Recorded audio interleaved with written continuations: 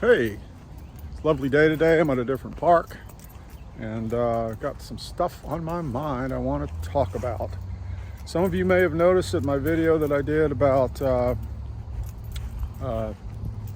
nurturing children, where I talked about the B word, uh, was removed by YouTube or by, pharma or whatever. But anyway, I didn't contest it or anything, not to worry. Because, and not that I'm political, I'm not. But when RFK gets elected, it's going to blow a hole in the whole damn thing. Because all those bogus studies and all other ridiculous crap, well, it'll all be exposed.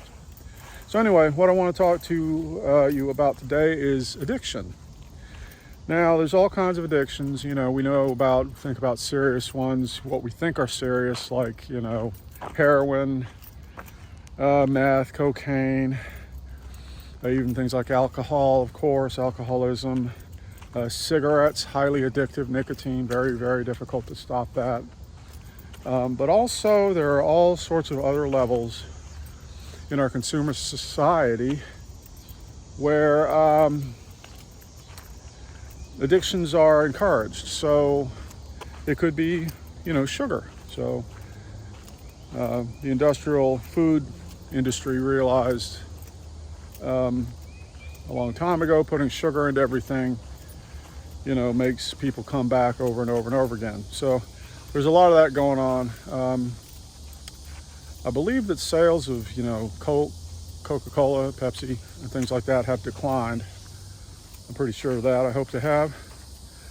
But also, there's all kinds of other addictions as well. People may not see them as so or see them as being unhealthy, but for example, binging on TV, getting overly involved in something where it takes up all your time and attention. It could be sports fandom, or anything, collecting stamps, or comic books. So when you think about comic books, it's like, well, it's a wonderful, wonderful, childhood experience to read and collect comics, and it's like I did when I was, went around, 12 years old, something like that. And the thing about that is that what we did was like, we sat down on the floor, like this, on our stomachs, and read the comics. Or, laying in bed on the side like this, reading comics. Or the Sunday comics, you lay those out on the floor and look at those. But when we got done with that, we went outside and played. And had a lot of other things going on. A lot of more levels to our lives. But today what you'll find is that people will go down that rabbit hole, could be comics or anything else, gaming, and they never come out. They spend all the time in there. So their lives suffer because all the other levels of their of life that should be paid close attention to, like socialization, movement, moving, which is, of course, why I'm out here, being outside, exposed to the sun, fairly obvious things, which, for the geek nerd crowd, it's like, well, no, just stay inside. And anyway, I'm not being critical. What I'm trying to do is point a way towards a solution for this, because I am not pure as the driven snow.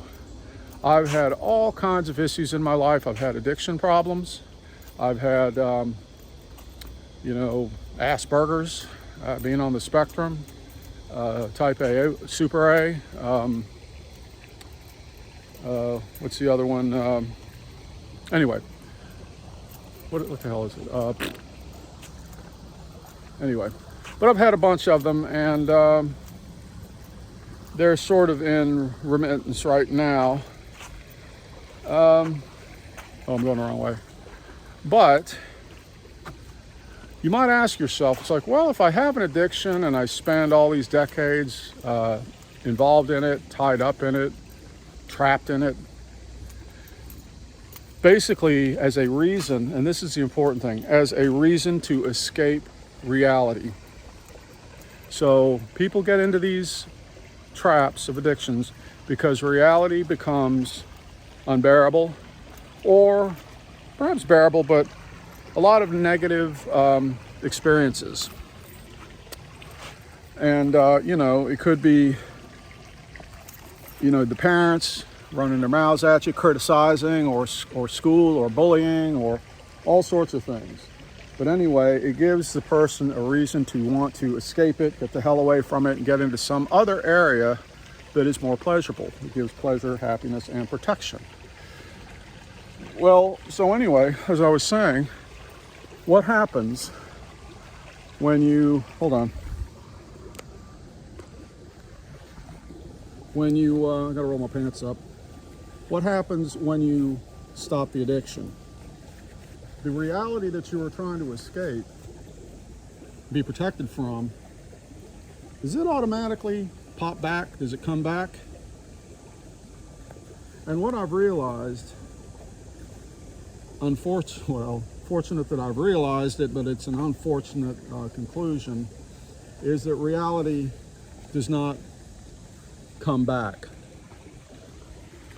And you can see this, for example, I think of the alcoholics program here at